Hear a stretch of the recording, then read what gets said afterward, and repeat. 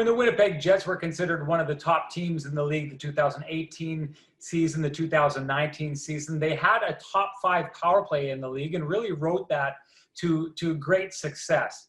It's dropped off last season, and a lot of that maybe has to do with the fact the structure of that power play hasn't changed over the last 3 years, and it's starting to look like opponents who come in are able to predict where the Jets are trying to get the puck and shut that down. Kenny, do you see the Jets changing up their structure on the power play at all going into this next season? Well, what we know for sure, Sean, is that every year the Jets coaching staff goes through their best practices, and I would imagine special teams are high on that list. Definitely the drop-off in the power play was a concern last year, but I would expect it to be more a matter of tweaking rather than an overhaul, because as you mentioned, when you've been 5th and 4th in the league on the power play, you have an elite passer on the half wall that you run your power play through in Blake Wheeler, and you have 2 elite shooters in Mark Scheifele in the high slot and Patrick Laine on that one-timer place on the half boards. I don't think you need to overhaul things. The biggest difference, as we know, last year was at the top, where Dustin Byfuglien was gone, Jacob Trouba was gone. This is not an indictment on Neil Pionk, who led the Jets with 25 power play points, which Dustin Byfuglien only had 26 in one of those years previously with the Jets. So the production in the raw materials was there, but what we noticed was that Patrick Laine was not as big a weapon. His shots on goal were down considerably, as was his production, down to just 8 goals after having 20 2 years ago. So for me, there'll be more a matter of tweaking than an overhaul, but the big decision will be at the top, where will it be Neil Pionk staying there with that one-timer, or will the Jets give Josh Morrissey a chance to run that top unit? He's had a little bit of experience in that in the past, but Pionk was the main guy on that number 1 unit last year.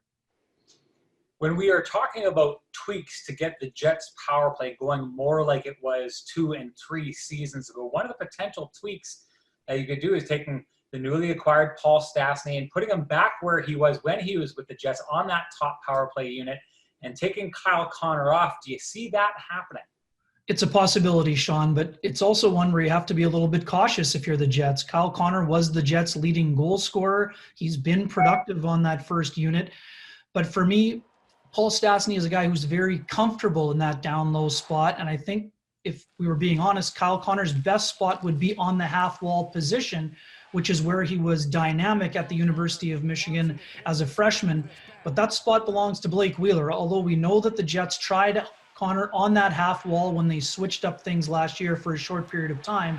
We know they're not going to go off of Blake Wheeler in that spot, nor should they, given the fact that he's just 2 years removed from a 40-point season running that first unit. But for me, if the Jets think about it's twofold. I think Stastny's vision and ability to find both Mark Scheifele in the slot and maybe get a little bit more on the back door with Patrick Laine would be something to consider for sure. But we also saw Kyle Connor's quick hands in tight last year. We saw him with the net front presence, a couple of redirection goals with the man advantage. So it's another option for the Jets, but I don't know if it'll be the primary option right out of the gate.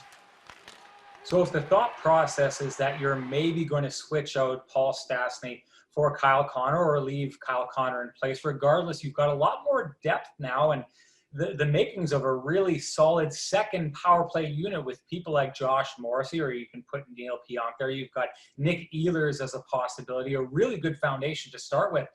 One of the problems, though, is the Winnipeg Jets' top power play unit is like that midget power play unit that would never come off the ice when the coach was calling them off. They usually try to take up as much of those 2 minutes as they can, even during stretches where the second power play unit has produced more. Do you see the coaches maybe wanting to take a more balanced approach with 2 power play units this season? Yeah, that's certainly another option, and I think one that they'll look into. I don't think we'll ever get to the situation where the Jets are having them go 1 minute each, and nor should they. When you have as many dynamic weapons as the Jets do on that top unit, you don't have to go even. It's not minor hockey, as you mentioned. It's not an even scenario in terms of ice time, but I do think they need to get back to going more in that 120 range rather than the 150 range.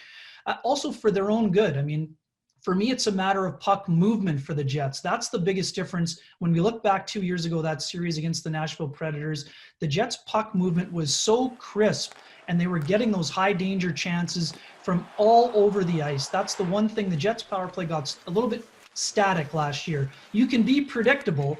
I mean, the Washington Capitals and Tampa Bay Lightning are predictable when it comes to getting Steven Stamkos and Alex Ovechkin one-timers, but there needs to be a little bit more movement. And this is not harboring on Laine either. He needs to be moving in and out, up and down. We've seen some interchange with him and Scheifele exchanging spots, but it's about puck movement. And if you have two units going, you have a little bit more urgency on that top unit. I think the distribution of ice time would help them in the greater scheme of things. Well, you talk about that top power play unit needing to get back to a more balanced ice time on the power play. This team, the players will tell you they need to get back to being a contender, and you got to think one of the things that would really help them get there would be returning to being one of the best teams in the league on the power play. Thanks, Ken. You're welcome.